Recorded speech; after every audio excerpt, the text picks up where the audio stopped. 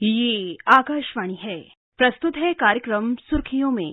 इसके अंतर्गत सुनिए केंद्रीय विश्वविद्यालयों में प्रवेश के लिए common university entrance test CUET 2022 पर चर्चा। इसमें भाग ले रहे हैं शिक्षाविद प्रेरणा मल्होत्रा और आकाशवाणी संवाददाता कमल कुमार प्रजापति। केंद्रीय विश्वविद्यालयों में प्रवेश के लिए UGC द्वारा इस साल एक विशेष परीक्षा की घोषणा की गई थी। देश भर में आयोजित होने वाली इस कंप्यूटर बेस्ड ऑनलाइन परीक्षा का आयोजन नेशनल टेस्टिंग एजेंसी द्वारा किया जा रहा है और NTA के जो नोटिफिकेशन है उसके मुताबिक 15 जुलाई से लेकर 10 अगस्त तक अलग अलग तारीख पर ये देश और बाहर के कुछ शहरों में इस परीक्षा का आयोजन होगा। CUET 2022 के लिए आज और कल यानी 23 और 24 जून को एप्लीकेशन और करेक्शन की विंडो को दोबारा खोला गया है। तो ये परीक्षा उच्च शिक्षा में किस तरह से एक नया बदलाव लाने में और परीक्षा पैटर्न को बदलने में किस तरह से महत्वपूर्ण है, इन विषयों पर चर्चा करने के लिए हम कार्यक्रम में जुड़ रहे हैं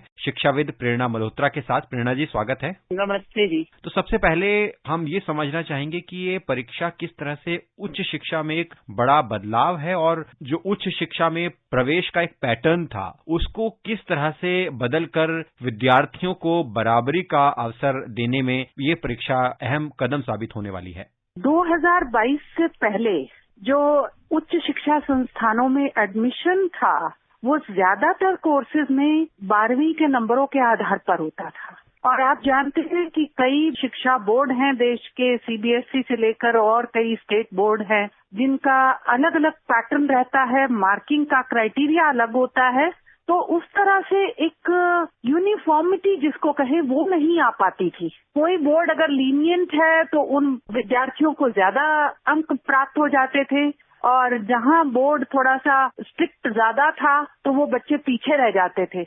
और कई बार देखने में आया कि जो बच्चे पढ़ने में अच्छे हैं, अपना समझ लेते हैं कॉन्सेप्ट को, लेकिन कई कारणों से उनके नंबर नहीं आते थे। और जब भी एडमिशन होते थे हर साल आपने देखा होगा, जैसे दिल्ली विश्वविद्यालय में ही एडमिशन होते थे तो अखबारों में बहुत हद तक इस पर प्रश्न चिन्ह उठाए जाते थे कि ये कट ऑफ कितनी हाई जा रही है तो इसका कैसे करेंगे और बाकी बच्चे कहाँ जाएं जो उस कट ऑफ में नहीं आ पा रहे हैं। तो मुझे लगता है कि ये जो टेस्ट किया है ये काफी हद तक इन सारी समस्याओं से निजात दिलाएगा और विद्यार्थियों को एक इक्वल अपॉर्चुनिटी सबको मिलने की संभावना इससे बढ़ेगी, क्योंकि जो विद्यार्थी अपना कोर्स ठीक से पढ़ेंगे तो इसका सिलेबस कोई ज्यादा अलग नहीं है। 12वीं तक की जो टेक्स्ट बुक है उन्हीं पर आधारित है और थोड़ा बहुत अलग से मैथमेटिकल एबिलिटी या लिंग्विस्टिक एबिलिटी इस तरह का एक पोर्शन उसमें पेपर में रहने वाला है।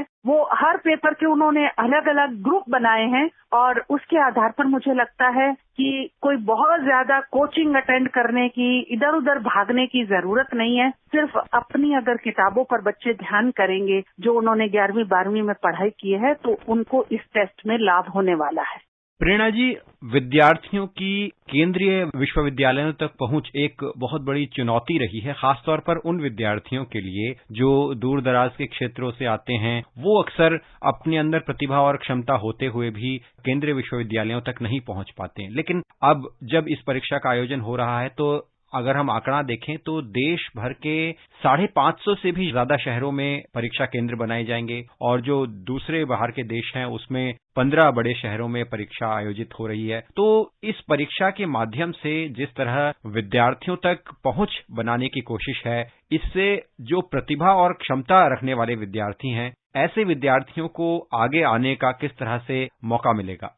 पहले क्या था कि एडमिशन लेना है तो यहीं आकर लेना पड़ेगा। फॉर्म ऑनलाइन भरा जाता था, लेकिन यहाँ पर जब कट ऑफ में उनका नंबर आते थे तो दिल्ली के अगर किसी केंद्रीय विश्वविद्यालय में एडमिशन लेना है, DU में लेना है, JNU में लेना है, तो बच्चों को देश भर के कहीं से भी बच्चे एडमिशन लेना चाहते हो तो उनको दिल्ली आना पड़ता था या किसी और केंद्रीय विश्वविद्यालय में लेना होता था तो वहां जाना पड़ता था। अब आपने बिल्कुल सही कहा कि 500 से अधिक केंद्रों में जब परीक्षा हो रही है तो ये यूं कहे कि उच्च शिक्षा का विकेंद्रीकरण हुआ है। एक अपॉर्चुनिटीज बिल्कुल नजदीक आ रही हैं, क्योंकि हम यहाँ दिल्ली में बैठ के बात करें तो हमारे लिए उतनी बड़ी समस्या नहीं है। जो क्षेत्रीय दृष्टि से या बाकी मार्जिनलाइज्ड कम्युनिटीज के बच्चे हैं, उनके लिए अगर सोचकर देखा जाए और शिक्षा किस तरह से उनके जीवन में परिवर्तन ला पाएगी, ये मुझे लगता है कि इसके परिणाम कुछ ही वर्षों में देखने को मिलेंगे। और अभी एडमिशन होंगे तो उसके बाद भी हम आकलन कर सकते हैं कि कितने दिल्ली से बाहर के बच्चों का दिल्ली में एडमिशन हुआ या कितने और मार्जिनलाइज्ड कम्युनिटीज के बच्चों का एडमिशन हो पाया है।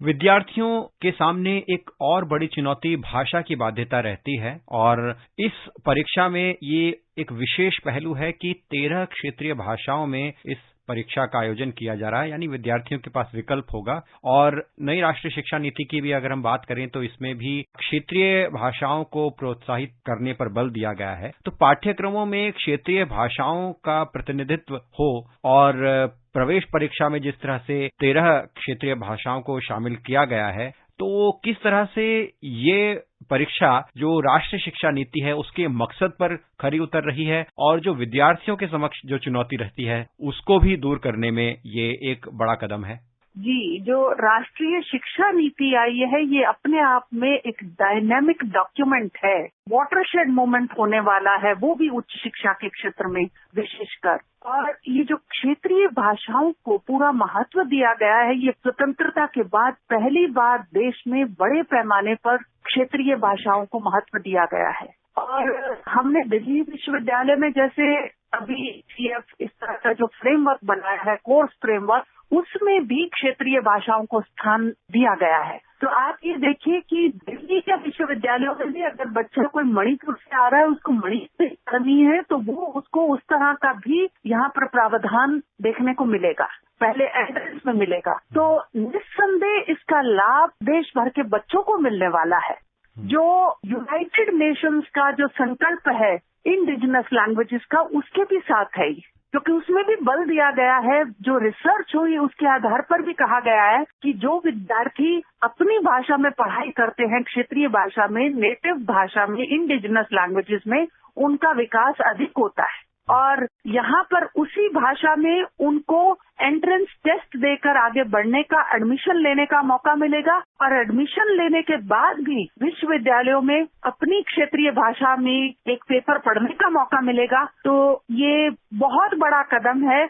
प्रेरणा जी, क्योंकि विश्वविद्यालयों को भी इस परीक्षा को लेकर तैयार रहना है, तो आप क्योंकि दिल्ली विश्वविद्यालय से जुड़ी हैं, तो हम आपसे समझना चाहेंगे कि दिल्ली विश्वविद्यालय या और विश्वविद्यालय इस प्रवेश परीक्षा को लेकर या प्रवेश का जो एक नया पैटर्न है, नए तरीके से विद्यार्थियों को प्रवेश लेना है, उसके लिए किस तरह से तैयार है? मुझे लगता है कि जैसे दिल्ली विश्वविद्यालय या और बड़े विश्वविद्यालय इसके लिए ये पूरी तरह से तैयार है। बल्कि इसमें जो पहले कोटा रहता था या जिस तरह के भी सीटें रिजर्व होती थी जिस भी कैटेगरी के लिए, वो सारी की सारी ज्यों की त्यों रहने वाली है।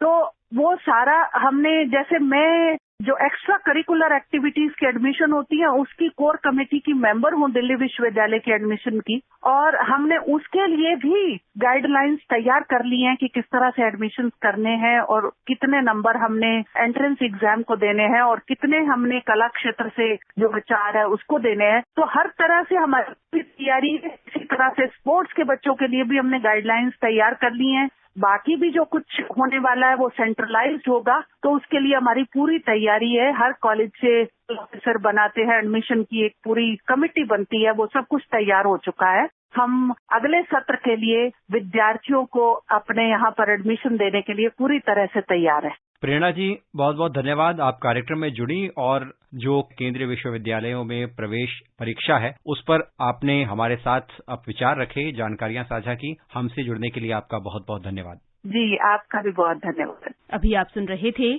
केंद्रीय विश्वविद्यालयों में प्रवेश के लिए common university entrance test CUET 2022 पर चर्चा। इसमें भाग ले रहे थे शिक्षाविद प्रेरणा मल्होत्रा और आकाशवाणी संवाददाता कमल कुमार प्रजापति। ये कार्यक्रम आकाशवाणी के समाचार सेवा प्रभाग द्वारा प्रस्तुत किया गया। इसे आप हमारे mobile app news on AIR और YouTube channel news on AIR official पर भी सुन सकते हैं। इस कार्यक्रम के संबंध में अपनी प्रतिक्रिया आप हमें ईमेल कर सकते हैं। पता है airnsdtalks@gmail.com। ये कार्यक्रम फिर से सुनने के लिए लॉग ऑन करें हमारी वेबसाइट newsonair.nic.in।